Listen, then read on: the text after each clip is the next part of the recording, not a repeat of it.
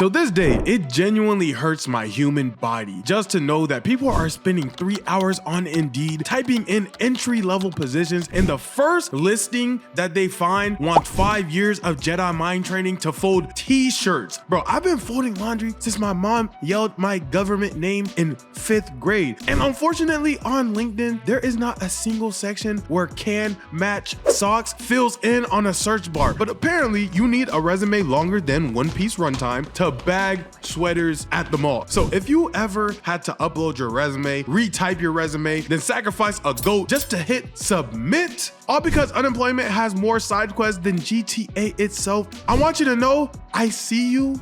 You're not alone. Because yeah, I get it. Job applications want 3 years of experience just to fold, I don't know, jeans. But bro, I've been literally folding clothes for free. Please take my word on it, okay? My skill set for this is amazing. My wallet is not so much, okay? My mom has worked me in ways that you couldn't pay for. And there's no way that what you guys have going on here is gonna be any different than what I have going on inside of a Haitian household. No matter how much time you guys try to tell me that we're like a family here, I want you to know I actually like my family at home. I hate y'all. We will never be a family. Every single time a job has ever told me, hey, we're like a family here, I literally try to wiggle my way out of their Jedi mind tricks because I know it's for the simple fact of making me feel bad for when I schedule 6 sick days in a row, and then when they check my Instagram stories, I am somewhere in the Bahamas, I'm somewhere in Tulum, I'm somewhere getting flown out on some rapper's private jet looking like fine shit. A girl rapper, obviously. But that's the first red flag that I look for. If I walk in and I feel like you're vibe checking me before I even gotta go into the interview, like, dang, I gotta smile in the group circle just to restock cereal. Speaking about getting a job, the one reason that I don't have to get a job is because of the Stanley Live channel. So if you guys could please do me a big favor and go over to the Stanley Live channel and follow it and watch the videos. It helps me create videos over here, and that would mean the world to me. We're already averaging 2K, 3K viewers. Join the family. We have over 500 people in the Discord. All we're missing is you. But back to the video. Like, dang, I gotta start smiling after I washed my hands and came out of the bathroom just so you'll let me mop the floors of where I missed? I'm not going for it. I'm going into the interview and I am going to have a regular conversation with you. Nothing more, nothing less. Stanley, walk me through your greatest strengths. Well, since you asked, I can survive off of $12.14 for a whole week. Oh, wow. That's impressive. The pay's $3. A week? A year. Oh.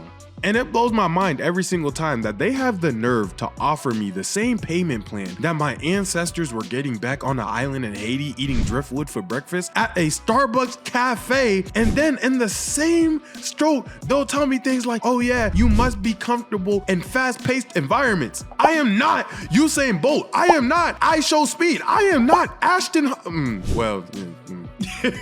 But no, it is genuinely a confusing thing to understand, especially when you look at how much revenue a company's making. And for some companies, you could even find their projected salary for every single person that's working in their businesses. And just looking at that chart is enough to let me know that 50% of the people out here getting these jobs be getting scammed, and I cannot be added to that list. And I think that really shows, because if I don't really lock in and focus on the interview at hand, I'm leaving that interview session with the we'll keep your resume on file. And you guys already know what that means if you try to get a job. Yeah, in that special folder that they have labeled dumpster, you're not getting that callback. And you would think that the interview and being in person would be the hardest parts about finding a job. But why is the actual hardest part about getting your job is creating a resume that's good enough to make sure it gets past AI, but also not too good, because if somebody actually ends up reading it and they see that it's AI, they're gonna throw it back into the nether, and then they'll want you to retype the whole entire resume. This is why I told people there was only one option for me. It was between YouTube or be homeless, because if I had to go through this as my everyday struggle, I am trapping on the streets, and I'm not gonna be a good trapper, bro. Look at me, bro. I am 6'4", I stick out like a sore thumb, and I'm not gonna lie, bro, I'm not standing on a block for 8 hours a day. day, okay? I'm leaving the supply there, a box outside, and telling them to leave a tip, bro. On top of the fact that your friends don't make it easy for you to get a job either. I'm talking about real conversations that I have on some, Stan, bro, why are you still filling out job applications? Because DoorDash does not give out 401ks, Terrence, okay? And my knees need a retirement plan.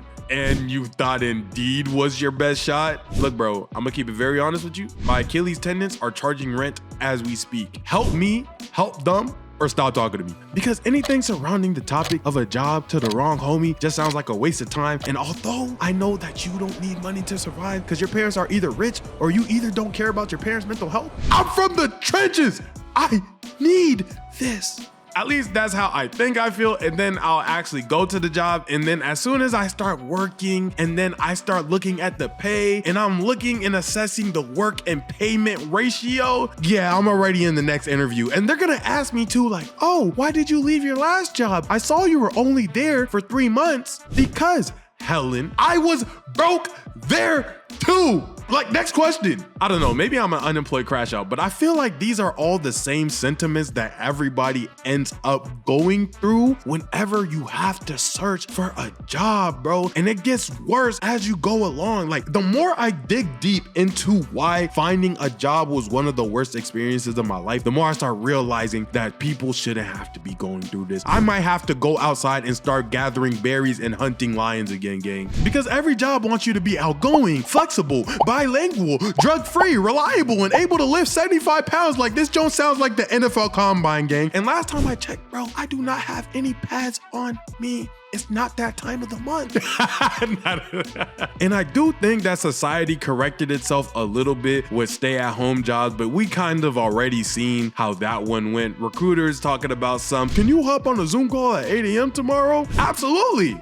Not. And then people are sleeping through it, and then we made TikToks about it. Yeah, we ruined that. Y'all had an opportunity to actually have a happy life, and yeah, you ruined it. And that's why I'll be one of the first people to tell you the grind truly hits different. Enjoy the time where you don't need to get a job, but when that time comes, make sure that you put yourself in a really good situation, because when that rent clock is louder than your alarm clock and the rejection emails start to stack up faster than the notifications on your iPhone, it will feel like the world is coming down on you.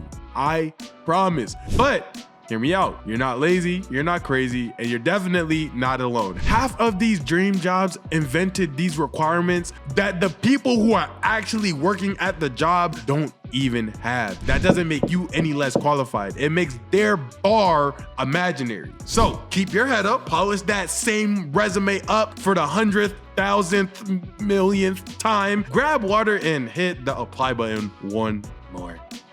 Because the first yes after 1,000, your name sounds too black to be on this application, feels like getting the last bucket in overtime to win the game. So stay locked in, do your thing. I'm gonna catch you on the next video. With that being said, it's a wrap. Fade to black.